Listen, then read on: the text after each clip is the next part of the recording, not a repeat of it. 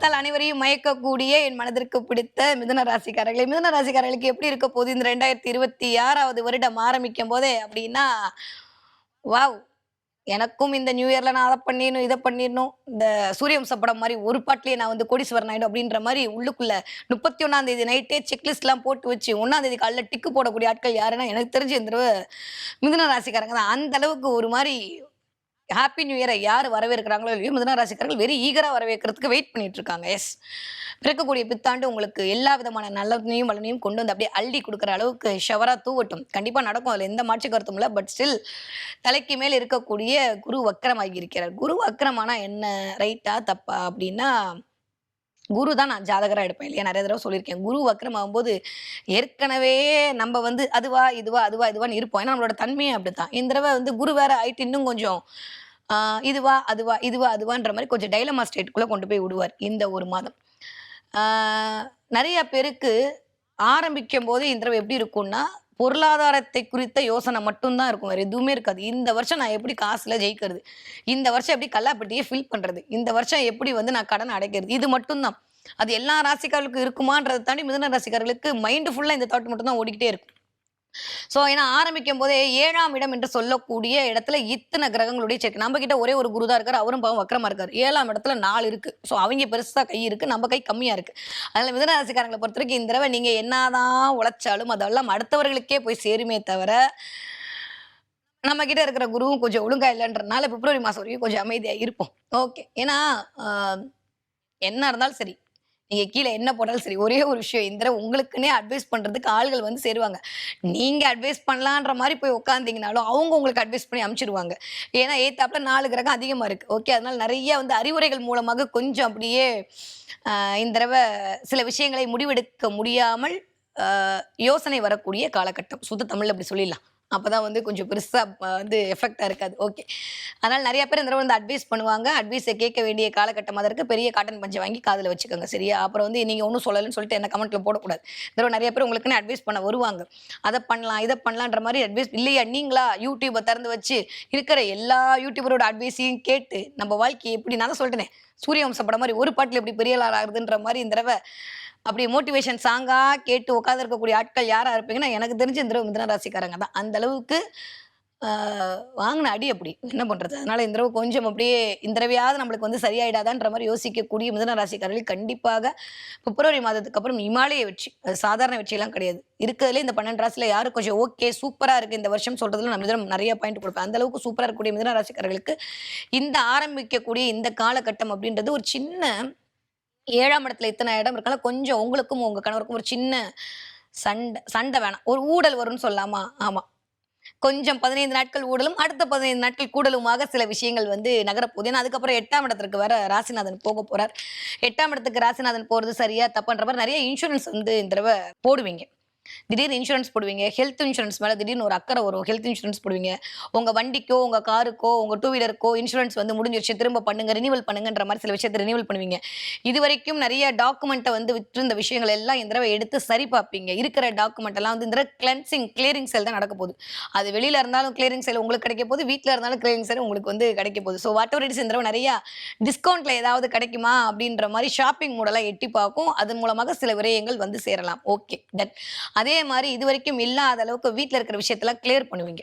Especially டாக்குமெண்ட்டை clear பண்ணுவீங்க. நீங்க மிதுன ராசி, மிதுன லக்னம் யாராக வேணா இருந்துட்டு போனா, எனக்கு தெரிஞ்சு போன மாசம் 20, 25 தேதியில இருந்தே அந்த அமைப்பு இருக்கிறனால ஆல்மோஸ்ட் நடக்கும். கண்டிப்பாக 15 தேதிக்கு அப்புறமா நிறைய டாக்குமெண்ட் சம்பந்தப்பட்ட சில விஷயங்கள் நடக்கும். நிறைய பேருக்கு ஃபுட்டியா இருப்பீங்க. திடீர்னு வந்து உணவு சம்பந்தப்பட்டு ஒரு மோகம் எழும். அந்த ஹோட்டல் போலாம், இந்த ஹோட்டல் போலான்ற மாதிரி திடீர்னு வந்து திடீர்னு ஒரு ஃபுட்டு மேல ஒரு மாதிரியான ஒரு அலாதிக சுகம் வரும். நீங்களே வீட்டில் சமைக்கணுன்ற மாதிரியான தன்மைக்குள்ளாம் போவீங்க. ரொம்ப நல்லா இருக்கு. ரொம்ப சூப்பரா இந்த வருடத்தை அழகாக வரவேற்கக்கூடிய ஆட்கள் யாராக இருக்கிறான்னு எனக்கு தெரிஞ்சு மிதுன ராசிக்காரங்க தான். பட் ஸ்டில் ஒரு 3 விஷயத்துல கவனம். எதுல கவனம் அப்படின்னா, நான் சொன்ன மாதிரி நீங்க அட்வைஸ் பண்ணலான்னு போவீங்க. ஆனா அவங்க உங்களுக்கு அட்வைஸ் பண்ணுவாங்க. அதுல ஒரு சின்ன கிளாஷ் வராம பார்த்துக்கோங்க. ஃபர்ஸ்ட் விஷயம். செகண்ட், உங்களுக்கும் உங்க ஸ்பௌஸுக்கும், உங்களுக்கும் உங்க பார்ட்னருக்கும், உங்களுக்கும் கொஞ்சம் சொசைட்டிக்கும் சின்ன சின்ன ஒரு கிளாஷ் வந்துட்டு போலாம். கவனம். இது கொஞ்சம் பிசிக்கல் பிரிவுன்னு சொல்லலாமா? இது வந்து ஒரு மென்டலா இல்லைன்னா ஒரு இடத்துல இருக்கேன், அவங்க ஒரு இடத்துல இருக்காங்க அப்படின்ற மாதிரியான அமைப்பு முதல் ஒரு 15 நாட்களுக்கு இருக்கலாம். ஏன்னா இந்த 7ஆம் இடத்துல கொஞ்சம் தள்ளி குரு வக்ர பார்வை இருக்கிறனால கொஞ்சம் வந்து திடீர்னு வந்து வீட்ல இருக்கவங்க அங்க போயிட்டாங்க. நான் இங்க போயிட்டேன். இந்த நியூ இயர் சேர்ந்திருக்க முடியல. Something like that. ஏதோ ஒரு சில மிதுன ராசிக்காரர்களுக்கு உங்களுடைய 7ஆம் இடம் உங்களுக்கு சுயஜாதகத்துல எப்படி இருக்கோ, அதன்படி இந்த விஷயங்கள் வந்து எதிர்பார்க்கலாம். ஓகே. கண்டிப்பா தொண்டையில தொண்டையில புண்ணு, ட்ரை காஃபா இருக்கிறது. ஏன்னா ஹீட் நான் திரும்பவும் சொல்ற மாரி. நெறைய இளநீ வாங்கி குடுங்க. மார்கழி மாசம் இளநியா? அப்ப அதிலேயே சளி வந்துரும். அப்படின்லாம் சொல்லி கமெண்ட் போடாதீங்க. இளநீ வாங்கி குடுங்க. இல்லையா, கோவில்களுக்கு இளநீ வாங்கி அபிஷேகத்துக்கு குடுங்க. இது 2ல எது பண்ணாலும் இந்த தடவ காசு, பணம், துட்டு, மணி காசு வேணும்னா குடிங்க. அப்புறம் வந்து எனக்கு தெரியாது. அதனால கோவில்களுக்கு இளநீர் அபிஷேகம் செய்யக்கூடிய மிதுன ராசிக்காரர்களுக்கு இந்த தடவ பணமழை பொழிவதற்கான வாய்ப்பு 100 விழுக்காடு காத்திருக்கிறது. ஓகே. ஸோ கூட்டி கழிச்சு பார்த்தா மிதுன ராசிக்காரர்களுக்கு இந்த 1 மாதம் எஸ்பெஷலி ஜனவரி மாதம் எப்படியெல்லாம் இருக்க போகுது அப்படின்னா, நெறைய பேருக்கு உங்க கனவுகளுக்கான ஒரு பிள்ளையார் சொல்லி போடுவீங்க. ஓகே. நெறைய பேருக்கு காரிய வெற்றி கிடைக்கிறதுக்கான வாய்ப்புகள் இருக்கு. நெறைய மைண்ட்ல ஒரு டைலமா வந்துட்டே இருக்கும். வாட் நெக்ஸ்ட்ன்றத பத்தி மட்டுமே யோசிச்சுட்டு இருப்பீங்க. என்ன யோசிச்சாலும் நடக்கிறது நடக்க போகுது. டென்ஷன் ஆயிக்காதீங்க. ஏன்னா தூங்காம இருக்கீங்க. தூக்கமே வராது. தூங்கும்போது கூட அப்படியே ஃபோன வச்சுக்கிட்டு என்ன பண்ணலாம்? ஏது பண்ணலான்ற மாரியே மைண்ட்ல ஓடும். அதனால தூக்கத்துக்கு கொஞ்சம் இம்பார்ட்டன்ஸ் குடுக்க வேண்டிய காலகட்டம். ஏன்னா 12ஆம் வீட்டு அதிபதியும் போய் உட்கார்ந்திருக்காரு. இந்த பக்கம் பார்த்தாலும் 12ஆம் வீட்டு அதிபதி வந்து உட்கார்ந்திருக்காரு. ஸோ அதனால 2 ராசிநாதனுடைய 2 வீட்டு அதிபதியும் 12ஆம் வீட்டு அதிபதியோட கனெக்ட் ஆகக்கூடிய காலம்ன்றது தூக்கத்துல ஒரு சின்ன சின்ன டிஸ்டர்பன்ஸ குடுக்கும். அயன சயன பாகத்துல ஒரு சின்ன கேப் குடுக்கும். ஸோ அதனால இதுல கொஞ்சம் கவனமாக இருக்கணும். ஆஃப்டர் 15க்கு அப்புறம் வாவ் சூப்பரா இருக்கு. திடீர் அதிர்ஷ்டம் தேடி வரக்கூடிய காலகட்டம். நெறைய பேருக்கு உங்களுடைய இன்சூரன்ஸ் கிளைம் பண்ணி அதன் மூலமாக பணம் வருவதற்கான வாய்ப்புகள். நெறைய பேருக்கு உங்களுடைய தொழிலுக்கான அதாவது இந்த ரொம்ப சூட்சமா சொல்றேன். இந்த 8ஆம் இடம் அப்படின்றது கிளாஸா மாறினாலும் பரவால்ல. இருந்தாலும் சொல்றேன். எப்ப பார்த்தாலும் விபத்து, கண்டம் எதுக்கு அதே மாறிடுச்சு. 8ஆம் இடம் என்பது 7க்கு 2. அப்போ உங்களுடைய துணை அல்லது துணைவியாருக்கு ஒரு நல்லவையெல்லாம் நடக்கக்கூடிய காலகட்டம் இந்த மாதம் இனிதே நிகழ காத்திருக்கிறது. கிளியர்? எப்போ 15க்கு அப்புறம். ஓகே. இந்த 8ஆம் இடம் அப்படின்றது நாட் ஒன்லி அது மட்டும். செவ்வாய் உச்சமறனால நெறைய மிதுன ராசி பெண்களுக்கு உங்கள் மூலமாக உங்க கணவர்களுக்கு ஆதாயம் கிடைக்கும். நீங்க சில விஷயத்த இண்டிகேட் பண்ணி, நீங்க சில விஷயத்த இனிஷியேட் பண்ணி, உங்க வீட்டுக்காரருக்கு சில விஷயத்த கைடன்ஸ் குடுப்பீங்க. அறிவுரை குடுப்பீங்க. அதன் மூலமாக அவர்கள் வாழ்க்கை மிகச்சிறிய முறையில் இயங்குவதற்கான வாய்ப்புகளை இந்த தடவ குடுக்கும். இதுவரைக்கும் கேட்காத ஆட்கள் இனிமே உங்க சொன்ன பேச்ச கேட்பாங்க. அதனால அத பத்தி கவலைப்பட வேணாம். முதல் 10 நாளே சொல்லி முடிச்சுடுங்க. 15ஆம் தேதிக்கு அப்புறம் அவங்க சொல்றத நம்ம கேட்கணும். சரியா? அதனால இப்பயே வந்து மானே, தேனே, பொன்மானேன்னு போட்டு சொல்லி முடிச்சுட்டீங்கன்னா, நீங்க சொல்ற பேச்ச அவங்க கேட்பாங்க. ஓகே. 15 நாளுக்கு அப்புறம் அவங்க சொல்றத நம்ம கேட்கிற மாதிரியான சூழல் கிரியேட் ஆயிடும். அதனால இப்பயே உங்க பிளான் எதா இருந்தாலும் சரி, எவ்வளவு பெரிய லிஸ்ட்டா இருந்தாலும் சொல்லி முடிச்சிருங்க. ஓகே. இந்த 8ஆம் இடம் அப்படின்றது தான் அடுத்தவர்களுடைய பணம். அப்போ அடுத்தவர்களுடைய பணத்தை கையாளக்கூடிய, அடுத்தவருடைய பணத்தின் மூலமாக வரக்கூடிய யாரெல்லாம் வாயால் பிழைக்கக்கூடிய தொழில் செய்து கொண்டிருக்கிறீர்களோ, மார்க்கெட்டிங் ஃபீல்ட்ல இருக்கீங்களோ, ஃபினான்ஸ் பண்ணிட்டு இருக்கீங்களோ, பேச்சை தொழிலாக செய்து கொண்டிருக்கிறீர்களோ, அது ஜோதிடரா இருந்தாலும் சரி, வக்கீலா இருந்தாலும் சரி, வாத்தியாரா இருந்தாலும் சரி, வாயால் பிழைக்கக்கூடிய தொழில் செய்து கொண்டிருக்கிறோம். யாரெல்லாம் வந்து கேமரா ஃபீல்ட்ல இருக்கீங்களோ, கம்யூனிகேஷன் ஃபீல்ட்ல இருக்கீங்களோ, அத்தனை மிதுன ராசிக்காரர்களுக்கு தாறுமாறா இருக்கு இந்த தடவ. ஸோ வேற லெவல் டிரான்ஸ்ஃபர்மேஷன் கிடைக்குது. அமைதியா இருக்க வேண்டிய காலகட்டம் மட்டும் தான். பேச்சில் மட்டும் கவனமா இருந்தா போதும். செயல்ல கொஞ்சம் நிதானமா இருந்தீங்கன்னா பிப்ரவரி மாசத்துக்கு அப்புறம் இமாலய வெற்றி காத்திருக்கு மிதுன ராசிக்காரர்களுக்கு. படிக்கிற பிள்ளைங்களுக்கு எப்படி இருக்கும்? சூப்பரா படிப்பாங்க. ஃபேண்டாஸ்டிக்கான டைம் பீரியட். நெறைய இன்ட்யூஷன் பவர். அவங்களுக்கே அத பண்ணலாமா? டிராயிங் இந்த தடவ சூப்பரா வரும். ரொம்ப அழகா வரைவதற்கான வாய்ப்புகள்.